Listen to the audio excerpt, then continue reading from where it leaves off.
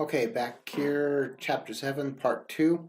Um, I don't recall if you're going to need this or not, but this particular screen shows how to use SED, that's a stream editor, to go ahead and do a number of things and edit and then reprint lines from a file.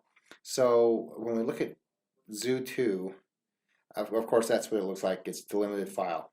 Now, it's deleting phone records, and I don't think you have that project to do, but if you wanted to go ahead, take a file and delete certain information, excuse me, you can go ahead and use sed. -N specifies the line numbers. -E says specify multiple lines on a command line, and then we're going to delete lines 2 and 3. We're going to add additional command to it. We're going to print out the result, and then that file, that information comes from Zoo2. So this would be the output. It would print lines 2, it would delete lines 2 and 3, and then which are lions and camels, and leave us monkeys and elephants.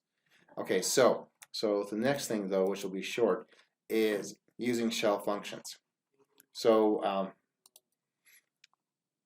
using shell functions. So what you're going to do is create a small program that will load into memory, and you can use a particular command to recall and run all the commands within that function. So an example is the command name, and then anything, the commands within that function. So if we look at something more specific though, this shell function is a group of commands stored in memory and assigned a name. Okay, shell scripts can use function names to execute the commands, and it's loaded into memory. Not necessarily when you log in. You can set it up so you can load it into memory when you log in. Okay, now, so in this case, we're going to create a script called them. That's simply the file name is them. Okay, now this is the contents of them. The function name is going to be called whoisit. So when you type in whoisit, it's going to go ahead and execute these commands. Then the squiggly left and right parentheses and everything within that is the command that's going to be executed. So you can have a number of different commands within this. Now, what we're going to do is bounce over here and get back into this. And then I went ahead and created the file them. So ls, I'm just going to list everything out. And then we have, where is it? T.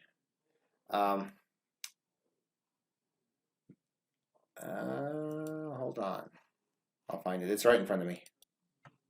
Okay, that's not so smart. I renamed them to .them, so it's hidden.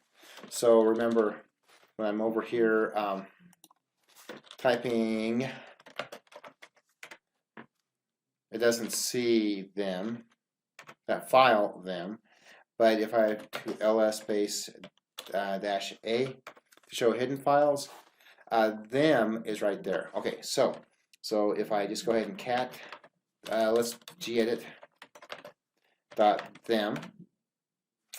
Goodness. Okay, let's try it again. There we go. Okay, so this is them, the file them.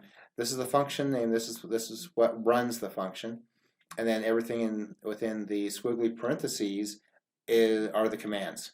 Let's go ahead and close this. We can go ahead and load this in by typing dot. We'll go ahead and run the function and load the function, and then the function name space them. Okay, so now what I should be able to do is simply type in whoisit, and that'll run the function. Okay, the next piece to this is, and that works well, the next piece to this is adding this into that bashrc file, so that when I go ahead and log in, that function will be loaded automatically into memory.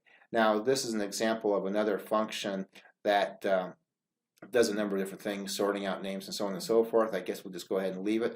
What I'm really after is loading, and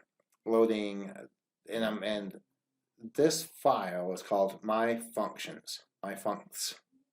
Okay, I'm going to go ahead and do the same thing in this bashrc file using them, that .them file. So just remember, you can edit .bashrc, and we'll do that. gedit